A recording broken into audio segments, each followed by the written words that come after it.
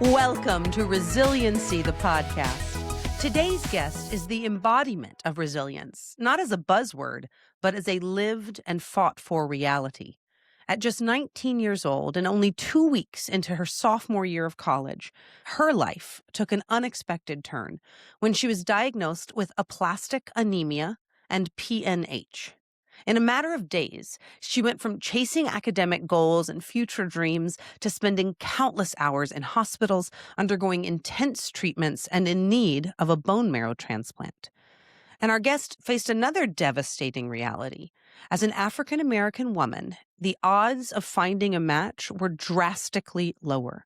This didn't just impact her personally, it awakened a deeper calling within her. Rather than allowing her diagnosis to define her own limits, today's guest turned her pain into purpose. She went on to form a nonprofit dedicated to supporting blood disorder patients with financial hardships and has helped register hundreds of potential bone marrow donors, directly contributing to life-saving matches.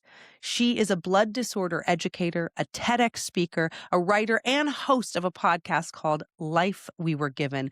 We are so honored to have today Miss Brandi Lewis. Welcome, Brandi. Oh, thank you so much. I love that bio. I may have to steal that from y'all.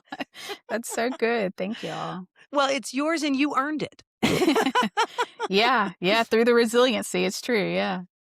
You have really earned it, and we've got so much to learn from you. When Jen was going through all of the things that you've been through and you've done, it's really quite extraordinary because you're young. Yeah. Well, Yeah, thank you. you're very Thank young. you. So let's Yeah. talk about resilience. Let's dive in right away and tell us, what does resiliency mean to you?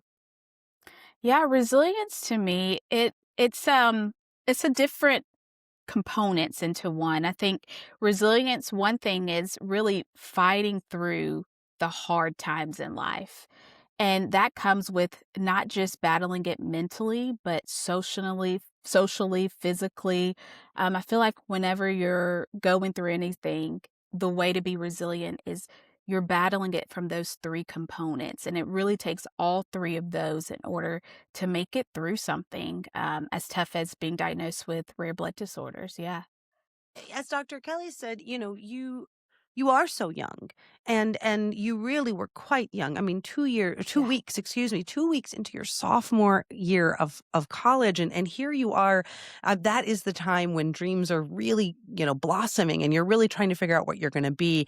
And here you are diagnosed with something. I wonder, like, who were you before? If you could talk a little bit about that. And then did you ever experience this moment that said, why do I have to do this? All these other people around me. Why me? Yeah.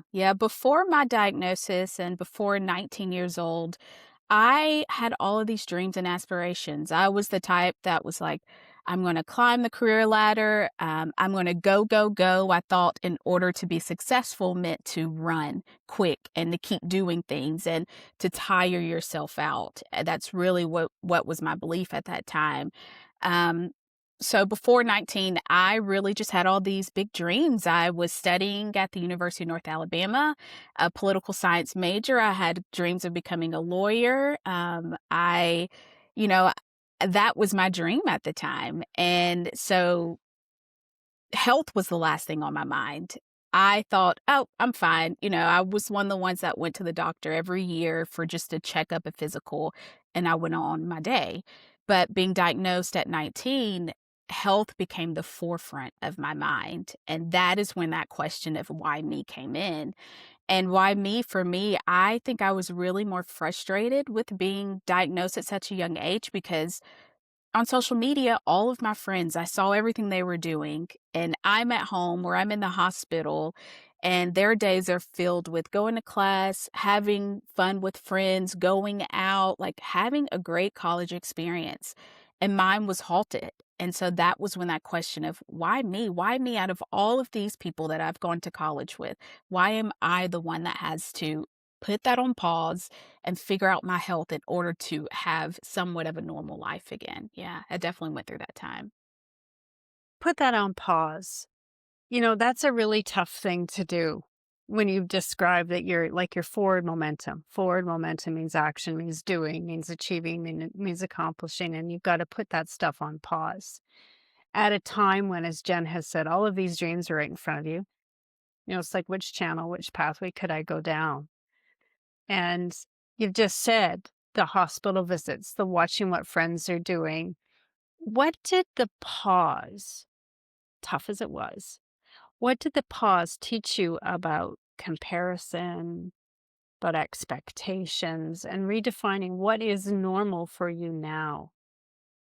Yeah, that pause taught me a lot. I think in that pause moment, which was a long time, and like you said, it was tough, but that was really where I felt like I grew as an individual and I grew up pretty quickly in life. Being 19, the last thing on our mind is, what is our future going to look like? You don't have an 8 to 5 year go into at 19, just to put into perspective. So for me, I grew up very quickly in life. And the reason that I mentioned before being 19 and thinking that go, go, go, fast, fast, fast, one of the main things that I learned was how rest is important. Yes, it's great to want to succeed. It's great to want to climb the career ladder. It's great to have those things, but you can't have those things if your health is not where it needs to be, or you're not understanding how to sit down, pause, take a minute, and not think that that is wasted time. So that was really one of the main lessons I learned is I call it the art of rest. I feel like I've learned the art of rest and how to rest and just really take time for me and take that time that I really need. Another thing that I really learned, I found my passion through all of this. Once I found out that I was diagnosed with rare blood disorders, that word rare meant that you weren't able to find a lot of information online about it. There weren't that many of us that were diagnosed with it. So when I was diagnosed, they were still trying to figure out what are these blood disorders? What do they come with? Having that in the back of my mind of, this is rare, this is hard. How was I going to take this and make it something else? And so with that, I founded a nonprofit when I was actually sick myself, and because I saw such a need. And that was one of the things that I learned through my journey is there are so many more people. Like, life is so much bigger than just us. There are so many people out there that we can learn from, that we can help. Like, we're all really on this earth in order to help each other. And I learned that because of the bone marrow transplant. And one of the the only cure for my blood disorders is a bone marrow transplant. And in order to get that, you have to find a match on the registry. Well, being of African American descent, it's hard to find a match because so few of us actually register to be a donor on the registry. And that was where I just got this light bulb of there's so many ways to help, not just myself, that I want to help other people. And through that, we were able to host tons of bone marrow drives and sign up so many people on the registry. And I love the story because it's really not about me. It's just, it shows how we're able to help other people, because through that, I was able to, I've gotten a call from 3 people that signed up at registries of mine that actually were matches and said yes to save other people's lives. So it just really shows how we're really here on this earth to help each other. Yeah. Brandi, that's amazing. I mean, Yeah. the fact that your effort led to, I mean, you've saved lives, like truly saved lives. Yeah. Again, a lot to unpack in that. I want to call first to the art of rest. I'll mention to you that we had a guest early on. She was one of our TEDx speakers. Her name was Alexis Jeffries, and she spoke to rest as resilience and how important that is. So there's a through line there for our audience. I find it so interesting, though, in your perspective of this, of rest as resilience, that you called it the art of it, because Yeah. because art is something you create. Art is something like resilience that is not static. It is constantly moving. It is a story. It is an expression. And Yeah. so I find that really interesting. The other thing that really strikes me here is I'm going to call it the systemic problem. And I think it is a systemic problem because it is not only in blood disorders that there is a lack of diverse data and information that can truly inform our scientific work. And so in your case, here you are with this rare blood disease. It's already rare because you're a kid and none of the Yes. other kids around you have this. But Exactly. now you can't find a match. What I want to understand is, like, I could imagine that someone could look at that problem and say, that's way too big. How in the world will I do that? What drove you to actually find a way through the rest, which you were being forced to take? Yeah. What drove you to go in and actually do something? And then as you reflect back on it, like, what has that done for you? Yeah, what drove me to do it was just seeing that there was this gap. There was this missing piece. You have patients that are diagnosed that are minorities mainly that can't find people on the registry. You don't have enough people on the registry. So I'm like, how can we not try and fill this gap? It was just something that really, honestly, I didn't give second thought to, and I'm glad I didn't because I can talk myself out of anything. And it was just something that I just said, you know what, I'm just going to do it. I'm going to register a 501c3 and we'll figure it all out and we'll just go along with it. And I'm glad that I did that. And, I think it's cool to say that I saved lives, but I love to remind people that I was just a small piece in their story. I just did something that I thought was needed. And that helped. I'm a small piece in somebody actually signing up on the registry, understanding what it means to donate. There's so many more pieces to it. I'm just thankful that I said yes to the passion and this gap that I saw there in order to help people out there. Yeah. And as I reflect back on it, I it's just such a cool story. Like, it's something that I am very proud of through everything that I've done, TEDx talks, all of my accomplishments. I will say that is probably my most just praised and one that I'm proud of for myself of doing, because all of us can let fear talk us out of anything. We can doubt ourselves of, "Ugh, who would want to come to my registry and donate and sign up?" So I'm thankful to just take the risk, not let doubt or fear stop me, and really just keep trying to help as many people I can in the world. Yeah. It's beautiful, and you're right. It is the whole story, but it's also these little pieces. It's your own bravery in stepping up Yeah. and doing it. Um, Were there okay, again, I'm gonna draw this for our audience to remember, like, here is Brandi, who is, from what I understand, look, hooked to an IV for 12 hours a day, is what Yeah. I understand. And so here you are, hooked to this IV, surviving, learning, like, hey, I may not survive if I don't find a match, and then taking that energy through yourself and sharing it with the world. Were there, and you also mentioned, like, if you had stopped to think, you might have stopped yourself, but you did it because the Hmm. passion was there. My question is, were there moments you might have stopped? Were there obstacles that you hit that because all of us, when we start something, a lot of us don't finish it all. So were there obstacles? And if so, what were they in general sense, and how did you go through them, knowing that here you are attached to an IV for 12 hours? Like, how did you move through those obstacles? Yeah, I'd say one big obstacle was really the financial part of it. It's cool to say yes to something, but in order to make action, most of the times you need that financial backing and you need people to understand that this is an important cause. And yes, it was important to me, but how do I show that to other people in order to financially help me do this? I'd say that was a barrier, but it's so cool, like, the where I'm from, I had an amazing community around me that supported me and my family during this time.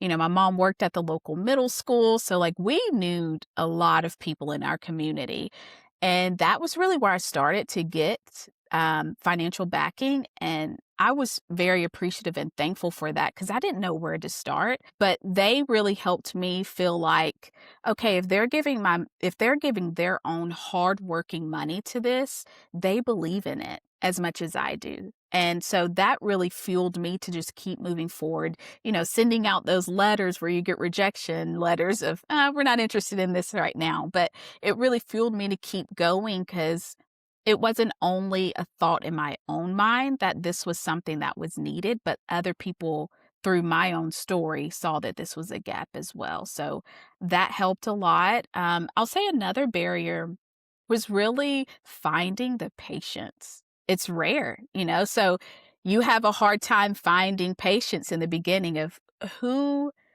where are these people? I know I'm one of the ones, but is there anybody else in my state? Is there anybody else in states right around me? Like, where do I go to find these patients? And once I found them, that community grew and grew and grew, which I loved. But that was a barrier in the beginning, just because it is so rare. Not that many of us have been diagnosed with this. How do I find those patients, and where do I go? So I was able to also partner with other nonprofits, AA and MDS Foundation for one of them. That was very just, we partnered together on different things, helping find patients and really just moving the needle forward together. Yeah, and collaborating. I want to ask one more thing, and I know Dr. Kelly's got some burning questions also, but I'm struck by this, which is I myself am a go, go, go, fast, fast, fast person. So when you talk about who you were before this diagnosis, girl, we can go together because I want to Yeah, go fast. yeah, And yet then you talk about the stillness that is necessary.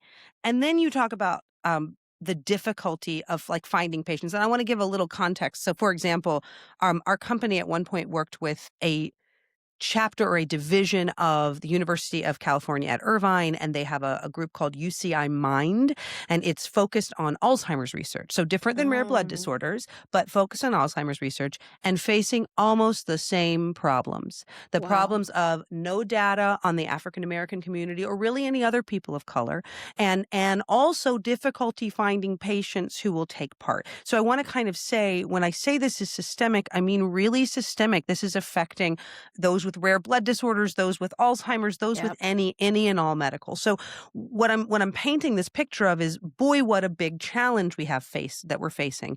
Then we have a go, go, go personality that is put into stillness. And I want to ask in a very as genuine as I can, like, how'd you do it? Like, did you break down your days? Did you time block? Like, where did you find focus? Where did you find stillness? How did you do that balancing Yeah. act? So during this time, I took medical leave from school. So I had nothing but time, which was really good. So I had time to dedicate to the rest. I had time to dedicate to my nonprofit, building it. I had time to dedicate to my family and all of that. So yeah, doing it was really just sitting down. I'm a list person too. Sitting down, writing a list. Okay, what are the main factors that have to happen for this to be somewhat successful? Like, where do I start? A lot of research online. And this was before AI and, all of that. So, I'm researching more on my own, really reaching out to, like I said, other communities, really just figuring out what is success for me out of this nonprofit. And it was financially helping blood disorder patients. And the second was registering as many people as I could on the bone marrow registry. If they didn't register, at least let them leave with more knowledge of knowing what it means to be a donor. Those were our things. So partnering with Be the Match, they were great. I partnered with them all around Alabama. We went to different colleges. I would speak to all these college students because they're the healthiest. They're really the ones that we're really after. So I would really just schedule it out, dedicate time. And if there were days where I needed to cancel or back off, I listened to my body. That was the other main thing, was really understanding my body saying, today you cannot do anything. You're going to be in bed watching Netflix with some ice cream, and that is going to be it. But listening to my body during those times and actually adhering to what my body was asking me to do, that really helped. You made me laugh, the inside, not out loud, when you Yeah. said it was difficult to find the patients. I'm hearing Yeah. PATIENCE, Yeah. which was not what you meant. That's so funny. Right? I'm thinking, yeah, okay, so she's sitting in the stillness and then she's doing this. So that's funny. Yeah. That So, is funny. with that in mind, being a PATIENT, you, in part of your story, you experienced a relapse in 2014, Yeah. several years after your initial diagnosis. So can you tell us, was your resilience that you found that was within you, did it change the second time around? Did you, did bounce back look different? What was that? What did that mean to you? And did you have to use PATIENCE? Yeah, definitely had to use a lot of patience within it. So the second time around, I always say was tougher than the first because I knew what I was facing.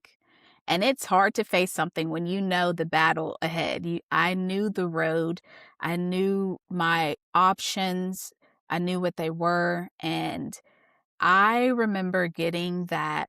I just went in for a 6-week checkup or 6-month checkup, excuse me, with my doctor. And I was just expecting another healthy report, go back to work because I started working at that time. And it's funny because my patient, I graduated with her daughter. So um, she came in crying. She saw the blood counts before me. And we just had that type of relationship. And I knew it was back. And I remember sitting in my car in the parking deck sobbing because I knew what I was facing. But what I decided to do was I found out on a Friday and I called my mom, of course, frantic, told her about it, got home, talked to my parents about it. And I said, give me the weekend to sob, sit with my feelings, cry it out. I want to be as dramatic as possible. Let's eat all the pizza, the ice cream, the French fries. Like, let's just do it all. And I said, if you give me the weekend to fight, I will get up Monday and I will start my fight again. But I needed that. And that I say because it is so important. Like I said before that, I was such a go, go, go getter. By this time, I had learned how to rest. I had learned how to listen to my body. And I learned the importance of sitting with those feelings and not just pushing them aside. So that weekend, I did that. I watched all the TV shows, all the movies, and I really just sat inside and really just cried. I cried it out because I knew what I was going through. And so that Monday morning, we got up and we started our search again, went to different doctors trying to figure out, okay, is this still the best treatment for me this time around? Do I look for a bone marrow transplant again? Because the first time I couldn't find one. So we went down that road, but it took a lot of patience going down that road again, and really patience of getting second opinions and the importance of not just going with your first doctor's decision. Not saying that they're wrong, but get a second opinion. Talk to another doctor. Travel if you want to do that. I traveled to Georgia. My doctor actually ended up being in New York. So we were very big on finding the right doctor for us. And that took a lot of patience. It took a lot of, it's funny because you kind of are like interviewing these doctors of how they're going to treat you. It's really like an interview process. And of course, they're very smart and they can tell you what they'll do for you around medication. But my big thing on top of that was, do our personalities match? Like, am I okay with this person? Because you're trusting them with your life. Am I okay with trusting them with what they're saying I need to do? So I just went down the entire road, but that took around, I'd say 2 to 3 months of really finding the right doctor. Like I said, we traveled also, making sure we were asking the right questions when we went in and deciding on the right treatment. So that was really the main things for me. But I took that time and I really felt all the feelings before starting again. Yeah. I think there's nothing more resilient than the image of you during that weekend on that couch, watching that TV, eating the pizza and the fries, because to me, this reflects such an important piece of what we talk about here at Resiliency, the podcast, which is that resilience does not look like one thing. A lot of people have this perception that resilience looks like strength. It looks like Yeah. grit. That is only one part of it. It is the ability to move through. And when I hear you say, I gave my body what it needed. It needed a weekend to cry. That what's happening is you're honoring what you need. You're honoring your own body. And I think sometimes we get into these, especially when it comes to our health, we get into these moments where we are fighting with our body. Mm-hmm. Like you go through and you're mad. You're mad that in your case, that your blood has this issue. And when you start fighting with your body, you can't get to a resolution. So I love that what you're doing is showing us in real time, hey, resilience looks like up and down, but it looks like listening. It looks like listening to yourself and staying close to that. The Yeah. second part, though, that I think we can definitely look at, and I think we should look at, because I think it's an important piece of the puzzle, is that advocacy for yourself. And this is something Dr. Kelly and I know a lot about. I myself, Asif, who you met, my husband, he went through cancer and through a bone marrow transplant. Dr. Kelly went through a wonderful spouse who went through a cancer journey. And so we both really have firsthand understand that you have to be an advocate for yourself. You Mm-hmm. cannot become just a cog in the system. You have to choose. So what I want to ask you in a really true way, Brandi, is here you are, you're interviewing doctors, you're being an advocate for yourself, but you are within a system that is unequitable, right? Mm-hmm. As far as information and data. Everything you've said to me thus far has been very inspirational and motivational and beautiful. Did you ever get really pissed Oh, that this yeah. wasn't available? Can you tell me a little bit about those feelings and that thought and that drive? Oh, yeah. Yeah. There were times where my parents were my caregivers. I really left the research up to them online because, you read things and then you start getting in this mental picture and you're like, I think I have this. And so I wanted to only listen to my doctors for that. But we were very frustrated in the beginning because there was just not a lot of data out there. It was like, I'm diagnosed with what? And the question for us was how? Like, is this in our family? And, so my parents start thinking back to their parents and great grandparents, like, how did we even come down to this road? So yeah, there was a lot of moments where I was frustrated trying to find the right doctor. Frustration around I lived at home with my parents. So for me, I felt like I was just another like thing on their plate financially. I dealt with that for sure.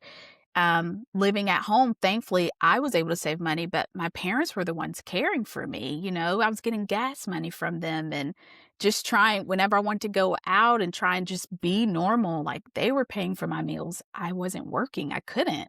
So you feel like you're kind of, in some ways, you feel like you're just a barrier or just really not there to help. You're just there and they only can help you. So I went through those times for sure where I was frustrated just around what my life had become and it becoming something that I never thought it would be. And I think that is what made me want to keep moving forward and finding a way to help other people because my life, I couldn't stay in that mental state. If I would have stayed there, I don't think I would have accomplished anything at that time. But that really drove me to say, I've got to get out of this mental state. How am I going to take this and help other people? Yeah. There's a moment where you do begin to feel like maybe you're a burden because you must be taken care of. And there's a lot Yeah. that comes with that.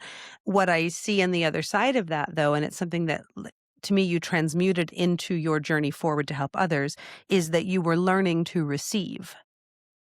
Like Yeah. you received your parents' kindness and compassion. You received the compassion of your community and you let that go through you. And then you were able to transmute that into something that is forward momentum, that is truly resilient.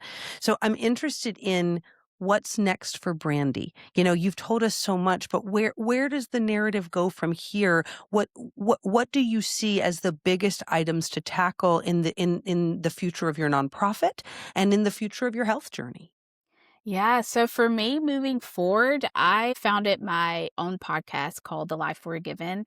It is like your podcast where I bring on guests to talk about resilient stories of things they've been through in their life. And it's really there again to help other people. I think there's no greater way of helping somebody of telling what you've been through because we've all been in those lonely states. And funny enough, on my podcast, I always ask one question at the end to like sum up what we've talked about. Most of the time, most of my guests are saying, you are seen, you are heard. And it like makes me want to like go down this data road of where is this coming from? Because I am getting that most often at the end of my episodes, is showing people that I see you. I've been there. I'm telling you my story because I want you to know that you're not alone in this journey. And that, I think, is just the most beautiful thing. So for me, that's really the road that I'm headed down now. Is um I've had my podcast for like 7, 8 months now. Again, just a risk that I took and was like, if I think further, I will never do this. So let's just start it.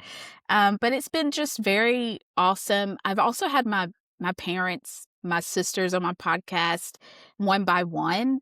And because after you've been diagnosed with something, me and my family are very close. So you're not the only one that goes through it. Your parents do, your sisters do. So having them on one by one, I've been able to also talk about how they were feeling during that time, getting the sibling story, because you don't get that all the time, of how they went through it, or the caregivers or your parents' stories. So it's just been very eye-opening and just very rewarding to do that. So that's my plan. Do more speaking events down the road, have my podcast. I would love to be a full-time podcaster. That is my hope and plan. Yeah. Go, Brandi, go. I'll encourage our listeners to tune into The Life We Were Given. Please. I assume it's on all the podcast platforms, right? Yes, it is. Excellent. I want to comment again before I turn it over for some fun with Dr. Kelly. You said something that really touched me, and I just want to kind of make a comment and see if both of you might have thoughts on this. But you said at the end of your episodes of The Life We Were Given, you're hearing a lot of, well, I feel seen and I feel heard. I personally believe, and I think as a humanity, as a human race, we have never been more visible and less heard. We Each of us has these platforms through which people are frankly shouting. They are shouting as much as they can by posting video after video and and they're wanting to share something. And I want to bring up the importance of conversations like these. And I want to just say something really head on. I was chatting with a friend last night, and we were chatting about this forum, Resiliency the Podcast, and we were talking about viewership or, impressions, number of listeners, those types of things. And I said, look, we watch those things. Those things are continuing to grow. But there are ways to increase that. And my example to my friend who is writing a book was, you could come to me and say, hey, I'm going to release my book and I would like to get as many eyes on it as possible. And I would say, well, if you want to get as many eyes on it as possible, then release it in draft form and then pretend it was a mistake. Oh, wow. Because that will actually get more eyes. It'll be more effective. But is it what you want? Is it the story? And this is where I say we must protect these safe spaces, the space that is Resiliency, the podcast, the space that is The Life We Were Given, the space that is these places for story, for your sisters, for your family to share, because it is in these rooms that power is happening. And the world would like us to believe that, oh, well, if you don't have 1 million followers, it's not of value. But that's not the truth. And so I'm interested. Thoughts, Brandi, Dr. Kelly?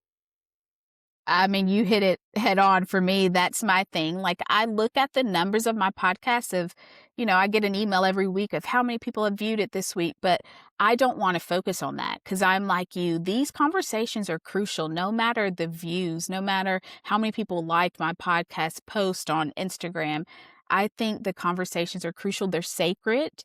And I think it's brave for anybody to come forward on a platform and tell their story for other people. So I'm with you 100%. Yeah. Well, you know me.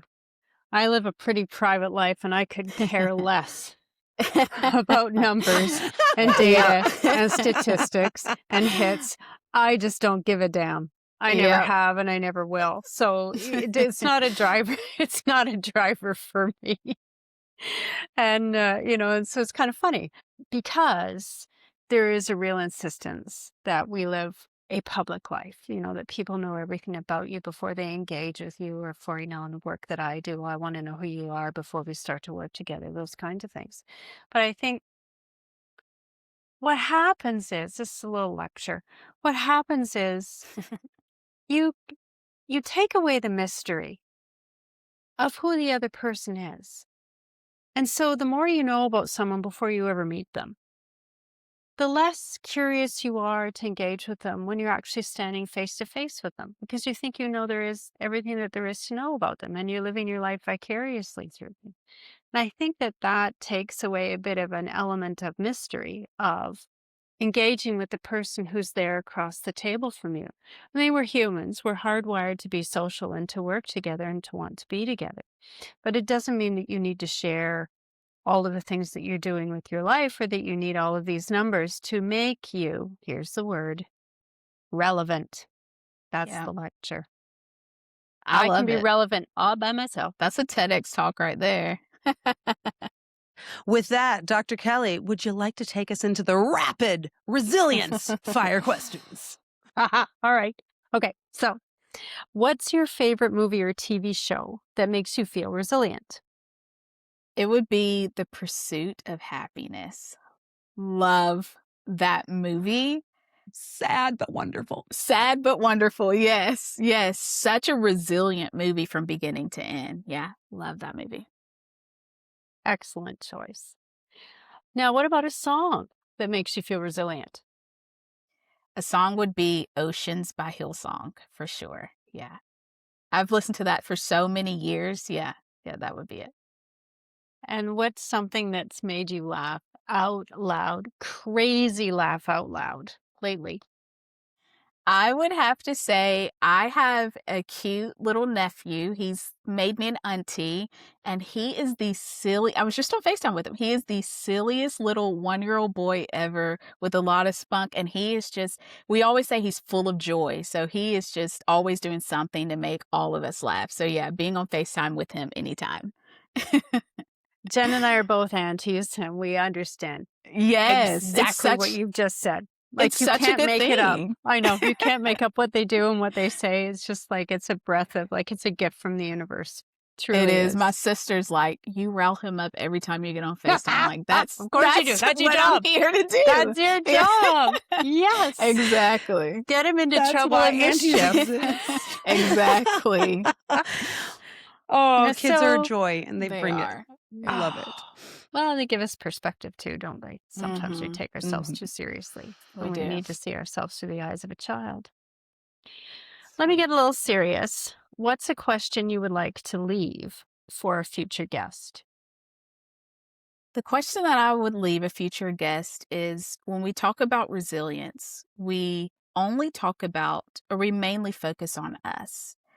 But how has your community or somebody in your life been a part of that resilient journey for you? It takes a community, it takes a team. And is enriched by it. I think that's hugely important. I think we talk a lot about the power of communal resilience, and you've shown us that not only in your family, taking care of you, but also in the community you have paid forward through your nonprofit and through all of Yeah. that. Brandi, I have a question for you that was left by a former guest here at Resiliency the Podcast. So the question is, often when we talk about resiliency, it's very much an internal, personal experience. But when is resiliency a group effort? Yeah, I think resiliency is a group effort when you have your community around you that supports you. For me, the word rare in rare blood disorders made me instantly feel alone just hearing that word rare. So what I wanted to do was I had to find somebody out there. I'm like, there's no way I am one of a million people that have this. And so finding that community helped with my resilience because I felt less alone. And in feeling less alone in anything, you feel like, okay, if they can do it, hearing their story, okay, I can do this too. I remember going to a group thing where we all got to get together. And so me and my parents went, and I met this lady that was older than me. She was like in her 50s at the time, and she was telling me about her battle of battling rare blood disorders and how she had been on the journey for years. And that lady helped me know, okay, if she can do this for years and be at her age, I can too. Being younger, the first thing on my mind was how many days do I have left? Like, how am I going to do this? What does the future look like for me? And in hearing that story helped me want to keep moving forward. So that community really helps with resilience. Yeah.